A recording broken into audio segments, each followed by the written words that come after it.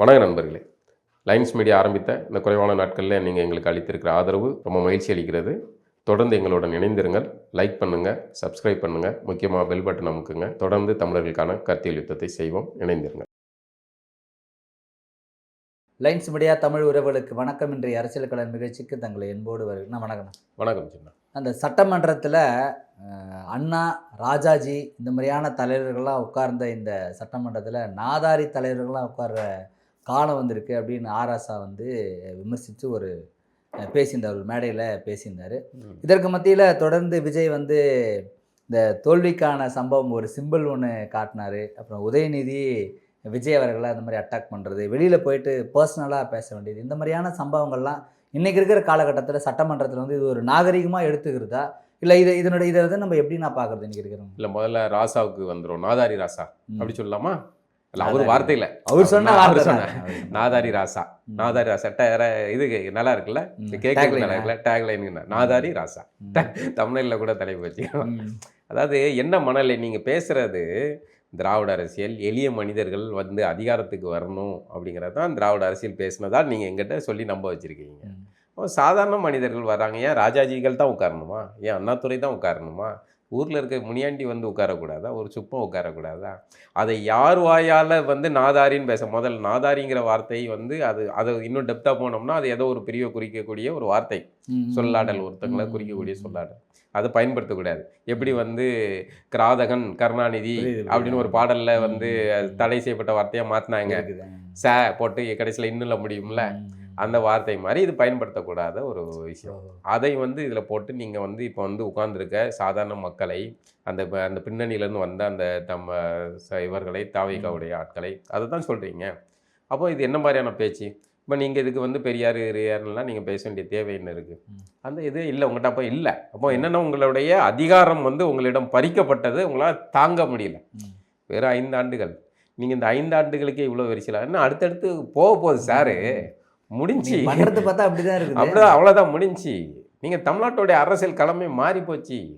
அந்த யதார்த்தம் இல்லை. இப்போ என்னென்னா நம்ம இருந்தோம், நம்ம இவ்வளோ இது பண்ணியிருக்கோம், நம்ம தான் மன்னர், அடுத்த மன்னர், நம்ம இளவரசர் உதயநிதியை எளிதாக முதல்வர் ஆகிக்கலான்னு பார்த்தா, மன்னர் ஆகிக்கலான்னு பார்த்தா ஒரு ஆடியோவில் சொல்லிடுறாரு, இவங்கெல்லாம் தத்தி, அடுத்து நான் தான்.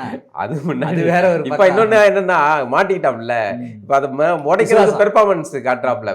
பெர்ஃபார்மன்ஸாக நம்ம ரொம்ப விசுவாசியாக இருக்கிறதுக்காக இந்த மாதிரி கேவலமான வார்த்தைகளை பேசிக்கிட்டு இருக்காப்புல. நாதாரி ராசாவை நம்ம பொருட்படுத்த, நான் சொல்றது நாதாரி, அவர் சொன்ன நாதாரி ராசாவை பொருட்படுத்த வேண்டாம் அப்படின்னு. பிறகு நீங்கள் வேறு தப்பாக நினச்சிக்கிறாங்க. அப்புறம் சட்டமன்றத்தில் விஜய் அவர்களுடைய அந்த பேச்சு, அந்த கொட்டி கதை சொன்னது, அப்பாவை காணும் அப்படின்னு சொன்னது, அதுக்கு உதயநிதி வெளியே போய் ரியாக்ட் பண்ணது, கணவனை காணும்னு கோர்ட்டில். இதில் என்ன விஜய் பேசியதில் எனக்கு ஒன்றும் பெருசாக, நான் ஒரு பார்வையாளராக எனக்கு ஒன்றும் அது பெருசாக, சட்டமன்றம் சார், சட்டமன்றம் ஜாலியாக இருக்குது சார், சட்டமன்றம் இது நாள் வரைக்கும் பார்த்தா ட்ரை சப்ஜெக்டாக இருந்துச்சு. இப்போ தான் சட்டமன்றத்தை இளைஞர்கள் பார்க்கக்கூடிய ஒரு மன்றமாக, ஒரு அவையாக மாறுது. அதில் கொஞ்சம் மானே தேனே பொன்மானே இருக்கத்தான் செய்யும். அவர் ஒரு திரைக்கலைஞர், அப்போ அந்த மாதிரி வச்சுருக்காரு. எனக்கு அது ஒன்றும் தவறில்ல. நீங்கள் முக்கியமான காரணம், நீங்கள் விஜய் பேசுங்க சிஎம், பேசுங்க சிஎம்னு இது பண்ணீங்க. அது ஒரு விமர்சனம் தான், அது ஒரு சுற்றி நடக்குது, பேச சொல்கிறதுங்கிறது வேறு.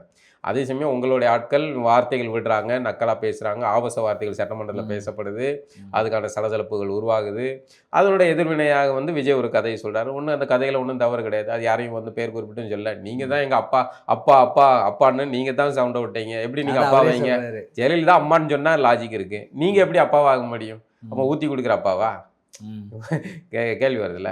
அப்போ அப்பாவை காணும்னு ஒரு குட்டி கதை சொல்றாரு. அது வெளியே போயினா நீங்கள் அதுக்கு பதில் ஏதாவது ஒன்று சொல்லணும். அப்பா ஆமாம், அதை ஸ்டாலின் திருமண விழாவில் பேசினார், கரெக்டாக இருந்துச்சு. ஆமாம், எங்களுக்கு மக்கள் மன்றத்தில் இருக்கேன், சட்டமன்றத்தில் தேடாதீங்க அப்பாவை, மக்கள் மன்றத்தில் இருக்கேன்னு ஒரு ஏதோ ஒன்று சொல்கிறாருன்னு வைங்களேன். அது கூட ஒரு லாஜிக்கலாக இருக்குது. ஆனால் அதுக்கு சம்மந்தம் இல்லாமல் உதயநிதி பேச வேண்டிய அவங்களுடைய குடும்ப பிரச்சனை யாருக்குனாலும், ஏன் உதயநிதிக்கு வரலையா? உதயநிதி கதைகள் வண்டவளம் சரிக்கலையா, பத்திரிகைகளில் வர இல்லையா? இப்போ அதை பேச ஆரம்பித்தாங்களே, என்ன பண்ணுவீங்க? அப்போ இது அவசியம் இல்லாது. இதுக்கு கண்டென்ட் நீங்கள் எடுத்து கொடுக்குறீங்க. இப்போ அடுத்து தாவேகா ஆட்கள்லாம் அதை பேச ஆரம்பிப்பாங்களே, இப்போ அது தேவையா? அப்போ நீங்கள் விஜய் ஒன்று பண்ணுறாருன்னா அதுக்கு அரசியல் ரீதியாக நீங்கள் ஒரு எதிர்வினை ஆற்றுங்க. இல்லைன்னா விஜயை விட்டுருங்க. நீங்கள் அதை பக்குவம் இல்லை அப்படின்னு மக்களை பார்த்துக்கிடுவாங்க. இப்போ விஜய் பண்ணது தவறு, இப்படி பண்ணார், நீங்கள் ஸ்டாலின் பண்ணலையா, நாங்கள் காங்கிரஸ் கூட்டணி முடிச்சிட்டேன் அப்படின்னு. ஆமா, அப்ப சூப்பரா இருந்துச்சு தலைவா அப்படின்னீங்கல்ல. அதுக்கப்புறம் அவரு நம்ம பாபு அவரு இப்படி அதையும் கொண்டாடினாங்கல்ல. இது ஒரு கொண்டாட்டத்தின் வெளிப்பாடு, ஒரு கொண்டாட்டத்தின் வெளிப்பாடு. ஆமா, சம்பவம் செஞ்சுட்டாங்க அப்படிங்கிற மாதிரி ஒரு கொண்டாட்டத்தின் வெளிப்பாடு. இதெல்லாம் வந்து ரொம்ப இவ்வளவு நுணுக்கமா வந்து சட்டமன்றத்தில் இப்படியே தான் இருக்க வேண்டும், சிரிக்கக்கூடாது, பணக்காரன் சிரிக்க மாட்டான், அள்ள மாட்டான், அப்படி எதுக்கு இருக்கணுங்கிறேன். சட்டமன்றம் ஜாலியாக இருக்கட்டும் சார். சட்டமன்றத்தில் மக்கள் வந்து இளைஞர்கள் பார்க்குறாங்க. இது நாள் வரைக்கும் அவர்கள் தற்கொலைகள்னோ அரசியல் தெரியாதுன்னா அவனை சட்டமன்றத்தில் இன்னெல்லாம் நடக்குது, உரையாடல்கள் இப்படி நடக்குது, அவைனா இப்படி இருக்கும் அப்படிங்கிறத பார்க்குறாங்க. பார்த்தா சினிமாவையே மறந்துடுவாங்க போலகுது. உண்மையாவே சினிமா மறக்கலைங்க. எனக்கு இப்போ நடக்கிறது எல்லாமே ஏற்கனவே ஃபிக்ஸ் செய்யப்பட்டது, இப்போ நடந்துக்கிட்டு இருக்கு அப்படின்னுங்கிறேன். ஏற்கனவே திரையில் பார்த்தோம், சர்க்கார் படம் இப்படி தான் நடந்துச்சு. சர்க்கார் அப்போ வந்து இது நமக்கு இது இந்த சமயத்தில் தான் இலுமினாட்டி கதைகள்லாம் ஞாபகத்துக்கு வருது. அப்போ ஏற்கனவே விஜயோட கான்ஃபிடென்ட் இவ்வளோ இருக்குது அப்படிங்கிறது ஆச்சரியமாக இருக்குது. நான் தான் அடுத்த சிஎம் கான்ஃபிடென்ட்டாக இருங்க மக்களே அப்படின்னா, கான்ஃபிடென்ட் எங்கேருந்தோ வந்து கிடைக்கப்பட்டிருக்கணும். கான்ஃபிடென்ட்டா இருந்திருக்காரு போல. அவர் தெரியல, நமக்கு இது சந்தேகமா இருக்கு. இன்னும் அப்படிதான் இன்னும் முடியல. இப்ப சட்டமன்றத்துல இப்ப கோட் சூட் போட்டு ஒருத்தர் வெள்ளை சட்டை போட்டு ஒரு கோட்டை கருப்பு கோட்டை போட்டு ஒரு உட்கார்ந்துருக்காப்புல, ஒரு இளைஞர் உட்கார்ந்துருக்காப்புல. என்ன நடக்குது சுத்தி பாத்தீங்கன்னா எல்லாம் ஒரே இளைஞர் கூட்டமா இருக்கு. இந்த சைடு பார்த்தா வயது முதிர்ந்த ஒரு கூட்டமா இருக்கு. எல்லா கட்சிக்காரனும் இருக்கு. எல்லா கட்சிக்காரனும் அங்க உட்கார்ந்துருக்கான். மொத்த வேற ஒரு அணில திமுக ஒரு அணில சேர்த்தாச்சு. இதெல்லாம் பார்க்கும்போது ப்ரீ ஸ்கிரிப்டடாக இருக்குது அப்படிங்கிற மாதிரி தோணுது நமக்கு. நடக்கிற சம்பவங்கள் பார்த்தா இப்போ தமிழ்நாட்டில் ஒரு படம் ஓடிக்கிட்டு இருக்கு, விஜய் நடித்த சர்க்கார் படம் ஓடிக்கிட்டு இருக்கு, அப்படிதான் தோணுது. இப்போ அதை தான் நம்ம உட்காந்து நிஜத்தில் பார்த்துக்கிட்டு இருக்கோம் அப்படிங்கிற மாதிரி தோணுது. ஆக இந்த மாதிரியான விஷயங்களை நாகரிகமாக எல்லாருக்கும் அவை தேவைதான். நீங்கள் என்ன மாதிரி வந்து பேசுகிறீங்க அப்படிங்கிறத பொறுத்து இருக்குது. விஜய் பேசுனதில், விஜய் செய்த சைகையிலேயே எனக்கு எதுவும் தவறாக இருக்கிற மாதிரி எனக்கு தெரில. திரும்ப கூட வந்து இது மாதிரிலாம் வந்து ஏதோ உருட்டிருக்காப்புல. முதல்வரை இப்படி வந்து பண்ணக்கூடாது, அது வந்து அவர் தோல்விட்டாரு, இந்த தேர்தல் தோல்வியை மட்டும் வச்சு அவரை நீங்கள் எடை போட்டுறக்கூடாது அப்படின்னு சொல்கிறார். தோல்வி வெற்றி தோல்வி எல்லாருக்குமே வரும், போகும், வைக்கும். நாளைக்கே விஜய் தோக்க கூட செய்யலாம், திரும்ப தொடர்ந்து ஜெயிக்கவும் செய்யலாம், திரும்ப அதிகாரத்துக்கு திமுக வரலாம், அதிமுக வரலாம், இதெல்லாம் நடக்கிறது. ஆனால் தொடரட்டும் ஸ்டாலின் அப்படிங்கிறது பிராண்டு. அந்த பிராண்டே தோத்து தொடர்ச்சி மீண்டும் வருவோம் அடுத்த டேக் ரெடி பண்ணிட்டாங்க. இப்போ என்னன்னா ஒரு தோல்வி நடக்குது, நீங்க மீண்டு வர்றதுக்கான வேலைகளை செய்யுங்க. இப்போ என்ன சிக்கலாகி போச்சுன்னா இவர்களுக்கு மீண்டு வர முடியாதுன்னு தெரிஞ்சு போச்சு.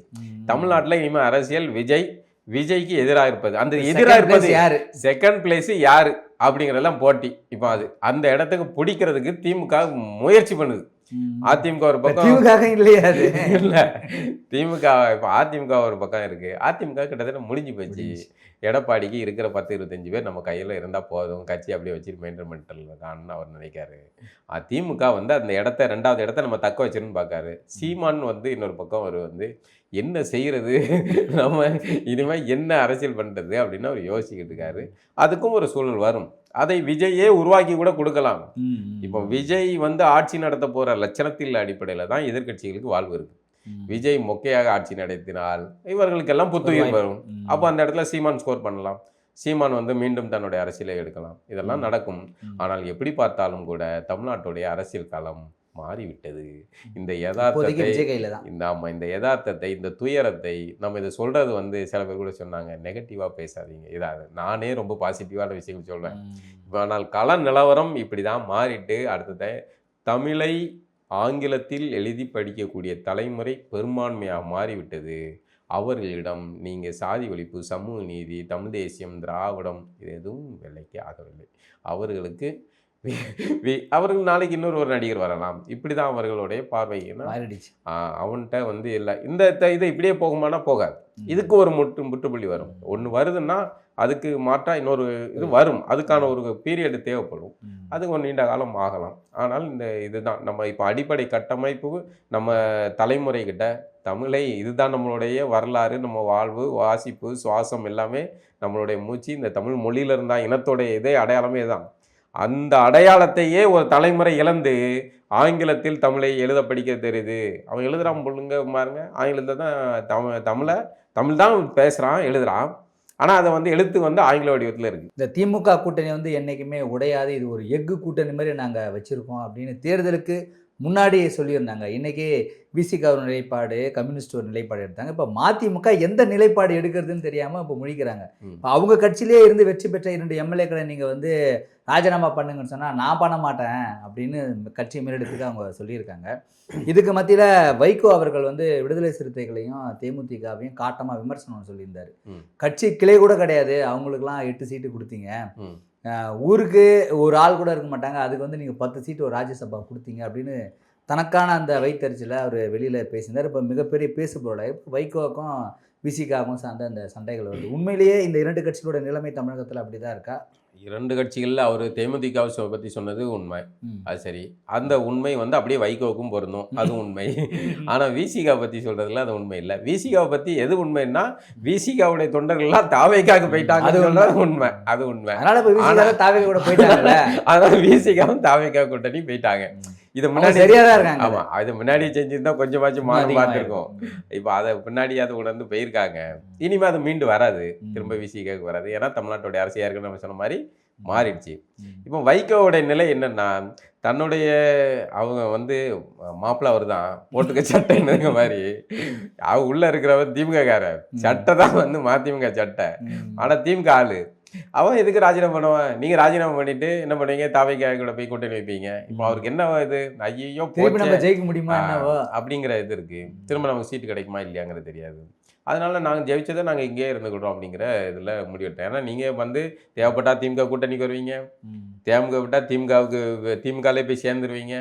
அது எதுக்கு? எனக்கு இந்த நான் ஜெயிச்சதே எனக்கு போதும், நான் இதை வச்சுட்டு இருந்துக்கிட்டேன். ஒருவேளை திமுக வந்து இவங்க 2 பேர் குறைஞ்சிருச்சுன்னா இன்னும் அதனுடைய பலம் குறையும்ல. ஆமாம், திமுகவுடைய பலம் அவங்க அதை வந்து விட மாட்டாங்கல்ல, அவங்க அதை விட மாட்டாங்கல்ல. அன்னைக்கே நீங்கள் வந்து துரை வையாபுரி வந்து சொன்னாப்புல, சின்னமா அது சின்னமா அது சொந்த சின்னம் தான், செத்தாலும் சொந்த சின்னம் தான் சொன்னா. அதுலயா உறுதியா இருந்திருக்கணும்.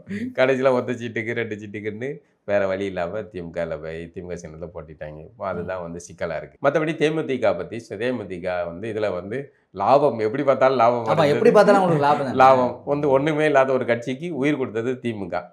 அந்த உயிரோட இருக்குது, அது அந்த அளவுக்கு தான் அது உண்மை.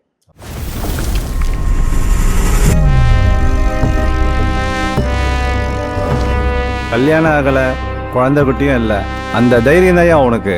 இதோட 8 டிரான்ஸ்ஃபர், 12 என்கவுண்டர்.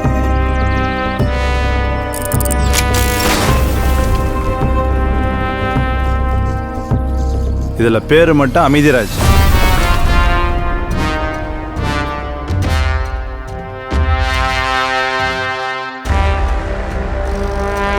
செங்காடுக்கு டிரான்ஸ்ஃபர் போட்டிருக்கு. அந்த ஸ்டேஷன் ஒரு மாதிரி, அங்கேயும் போய் வேலையை காட்டாத.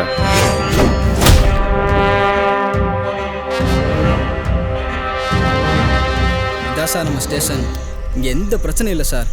எனக்கு கேஸ்லாம் வராது சார்.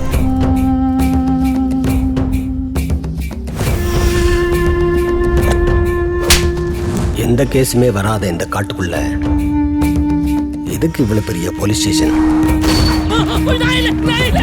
இங்க தப்பு நடக்கலையா இல்ல தப்ப சரியா மறைக்கிறாங்களா?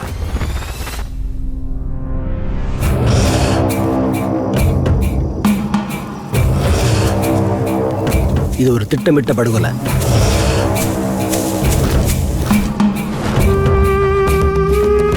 இத்தனை வருஷத்துல ஒரு காட்டு விலங்கு அடிச்சு கூட இங்க யாரும் செத்ததில்லை. ஆனா இப்ப எனக்கு என்னமோ இது பெரிய வழக்கா இருக்க போகுதுன்னு தோணுது.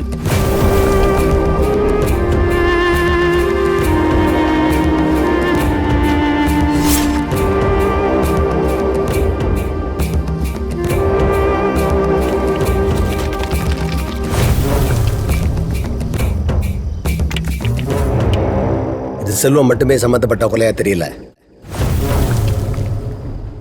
அப்போ திமுக இந்த தேர்தலில் அடைஞ்ச தோல்வியில் ஒரு கட்சி கூட அங்கே விடுறதா தெரியல.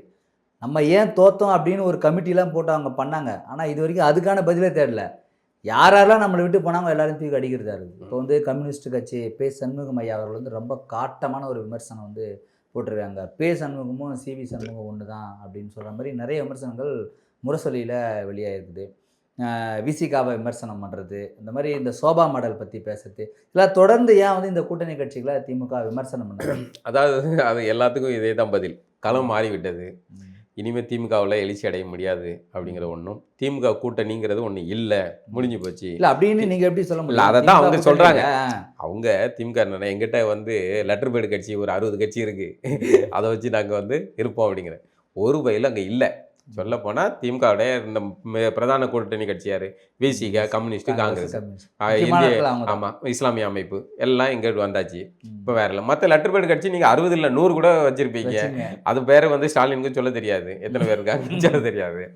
அப்போ அதால ஒரு பிரயோஜனம் கிடையாது. இப்போ என்ன நிலை ஆயிட்டுனா, இந்த 400 அப்படிதாங்கிற மாதிரி, இன்னொன்று இந்த ஒரு நரி இந்த கதை சொல்லுவாங்கல்ல, இந்த பழம் புளிக்கும் அப்படின்ட்டு, உங்க கூட கூட்டணியில் ஒருத்தருமே இல்லை. இப்போ என்ன பண்ணா, நாங்கள் தனித்து நிற்போம், 234 தொகுதியில் ஆறு ஆசா அறிவிங்க உனக்கு என்னடா நீ சொல்லுவேன், நீ சொல்லிட்டு போயிருவேன், நாங்களாம் இதாகணும். அது ஸ்டாலின் மைண்ட் வாய்ஸ்.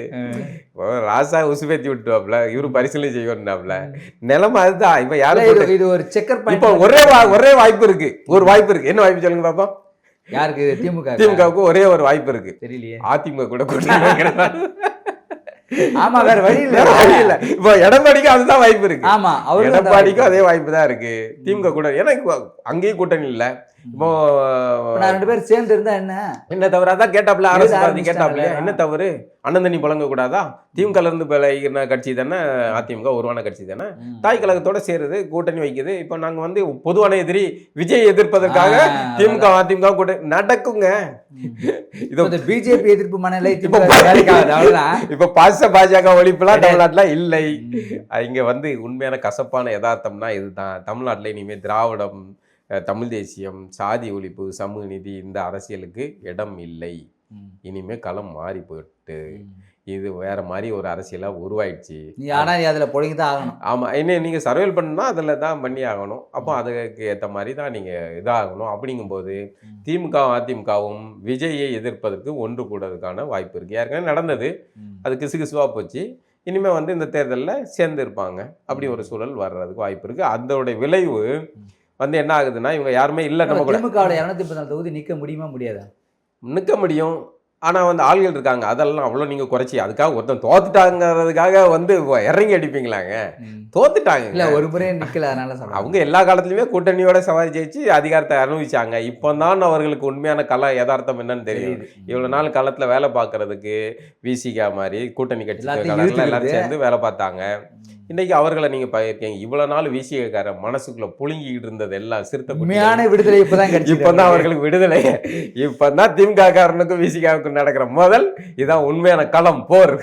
இவ்வளவு நாள் திமுகவை நம்ம அடிச்சோம்னா, நம்ம விமர்சிச்சோம்னா, இவர்கள் சிறுத்தை குட்டிகள் பாஞ்சி குறுக்க வந்து எங்க மேல குத்து இருந்தாங்க. இப்போ அவர்கள் விடுதலை ஆகிட்டாங்க. இப்போ அவர்களுக்கும் இவர்களுக்கும் முதல்ல இன்னொன்னு என்ன, நம்ம கூட இருந்துட்டு இது பண்ணிட்டு இருந்தவன் இவன் அதிகாரத்துல போய் உட்காந்துட்டாங்க. அதிகாரம் கொடுக்காம அப்படியே ஏமாத்தி உங்களுக்கான விடுதலையை கொடுக்கக்கூடியது திராவிடம் தான், சமூக நீதி தான், திராவிடம் போட்ட பிச்சை இப்படின்லாம் பேசிக்கிட்டு இருந்தோமே, அவன் அதிகாரத்துல போய் உட்காந்துட்டான். அப்படிங்கிற தாங்க முடியாத இந்த அரசியலை தாவேகா பண்ணியிருந்தா கூட ஏத்துருப்பான். ஆமா, அவனும் எதுவும் கொடுத்துருக்கூடாது. ஆமா, இப்போ அவன் தாவேகா வந்து தமிழ்நாட்டுல மிகப்பெரிய ஒரு மாற்றத்தை உண்டு பண்ணி இருக்கிறது. இதை நாமளே மாற்றம்னு சொல்ற நிலைமை ஆயிப்போச்சு. அது வந்து தமிழ்நாட்டுல நீங்க இனிமே வந்து தமிழ்நாட்டுல தனித்த ஆட்சி கிடையாதுல்ல. அது நாளைக்கே திமுக ஆட்சிக்கு தகுதியானது தமிழ்நாடு கிடையாது அப்படின்னு அதிமுகவும் சொன்னாங்க, திமுகவும் சொன்னாங்க. ஆனா அதை விஜய் நடத்தி காட்டுறாரு, செஞ்சுட்டாப்லையே.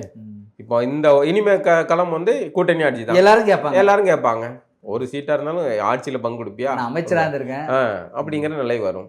அப்போ இனிமே திமுகவால தனித்து போட்டியிட முடியாது, கூட்டணியிலையும் ஆள் இல்லை. அப்போ தனித்து தான் போட்டியிட வேண்டிய நிர்பந்தம், விரும்பி இல்லை, நிர்பந்தம், யாருமே இல்லை கூட்டணியில். அப்படிங்கும்போது அவர்கள் தனித்து நல்லதுங்கிறேன், தனித்து போட்டியிடுங்க.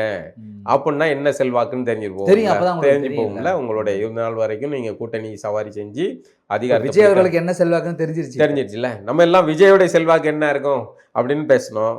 ஆனால் விஜய் செல்வாக்கு தனித்தே வென்று அதிகாரத்தை பிடிச்சாச்சு, கூட்டணி கட்சிகள்னு சேர்த்து அவர்களுக்கும் அதிகாரத்தில் பங்கு கொடுத்தாச்சு. விஜயோடைய செல்வாக்கு நிறுவிச்சிட்டாங்களே. திமுக நிர்வகிக்க வேண்டியதுதானே. 50 ஆண்டுகள் 60 ஆண்டுகள் பழமையான கட்சி, நாங்கள் பாரம்பரியமான கட்சி, இத்தனை தடவை ஆட்சி அதிகாரத்தில் இருந்த கட்சி. நில்லு சாரு, நின்று அதிகாரத்தை பிடிச்சி பாருங்க பார்ப்போம். நீங்கள் நில்லுங்க, நிரூபித்து காட்டுங்கன்னு சொல்கிறதுனால தான் இப்போ வந்து முன்னாள் முதல்வர் ஸ்டாலின் அவர்கள் வந்து திருச்சி கிழக்குல நிற்கிறதா வந்து சூப்பர் மறுபடியும் அப்பாவை காட்டுவாங்க. ஒரு தடவை காணாம போனது போதாதா?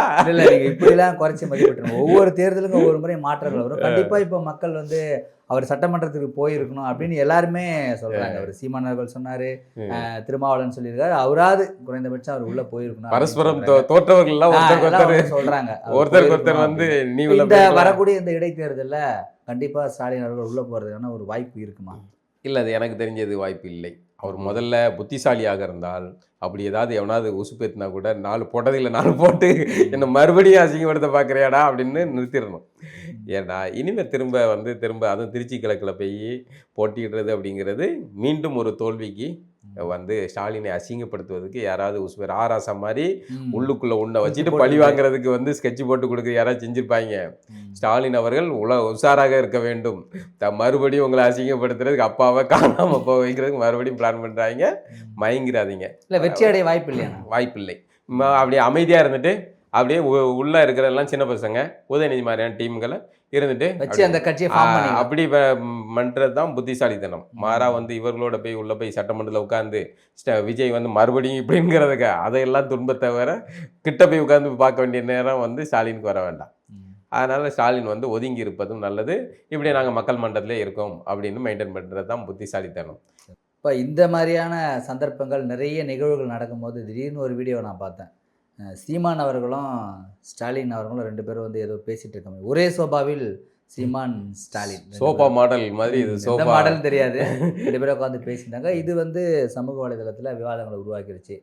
இது எப்படி எடுத்துக்கிறதுன்னு தெரியல. உங்கள் பார்வையில் எங்கள் 2 பேரும் இதில் எடுத்துக்கிட்டதுக்கு என்ன இருக்குது எனக்கு புரியல. அதாங்க பொது வழிக்கு போகிறாங்க. உங்களுக்கு எனக்கு சண்டை இருந்தாலும் கூட பொது வழிக்கு ஒரு திருமண விழாக்கு போகிறோம் அப்படின்னா பரஸ்பரம் ஒரு சிரிக்கிறதோ வரவேற்கிறதுங்கிறது நாகரிகமான அரசியல் தான். எனக்கு இதெல்லாம் ஒன்றும் தவறே கிடையாது. ஆனால் என்ன சிக்கல்னா இங்கே வந்து ஒரு மனநிலை கட்டமைக்கப்பட்டிருக்குல்ல. அந்த மனநிலையால் அதுவும் கூட அது நாம் தமிழர் தம்பிகளிடம் அது வந்து இன்னும் கூட தீவிரமாக இருக்கும். இவங்க கூட அண்ணன் தம்பி பழங்கக்கூடாது அப்படிங்கிற மாதிரிலாம் இது இருக்குது. இல்லை, திமுக காரங்களே இதை எதிர்க்கிறாங்கல்ல. இல்லை, அவங்களும் எதிர்க்கு தான் செய்வாங்க. அவங்களுடைய பேனாசிலேயே உடைப்பேன் என்ற சீமானுடன் வந்து ஸ்டாலின் பேசுகிறாரு. சுபவிக்கெல்லாம் இதை காட்சியை பார்க்கும்போது ரொம்ப கதறலாக தான் இருக்கும்ல. அவர் வந்து தாய்மாமன் அனிதா ராதாகிருஷ்ணன் அவர் வந்து கொண்டு போகிற சீர் செஞ்சதே கூட விமர்சிச்சிருந்தாப்புல. அவ்வளோ நல்லவன் அல்ல நான், அவ்வளோ ஒரு இந்த இது கிடையாது. உண்மையாகவே நான் தாய்மாமனாக இருந்தாலும் கூட சீமான் மகளுக்கு நான் சீர் செய்ய மாட்டேன் அப்படின்லாம் பேசியிருந்தார். இந்த மாதிரி ஆள்கள் இருக்க தான் செய்வாங்க.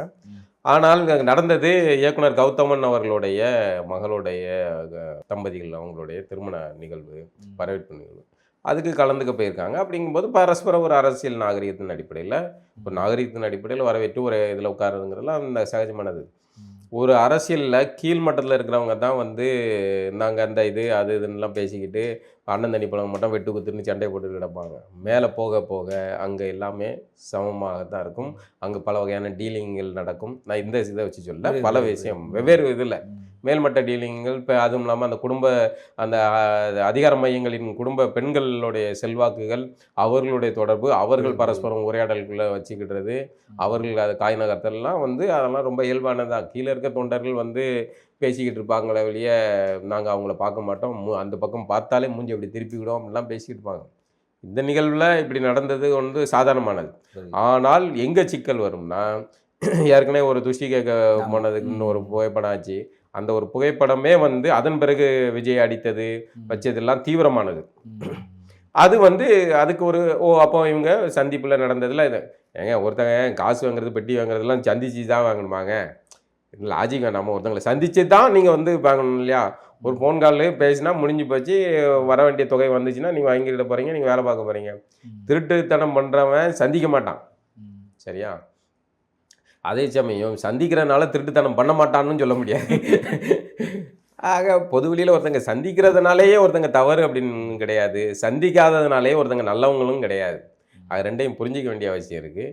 இந்த சந்திப்பினால தான் வந்து இது நடக்கும்.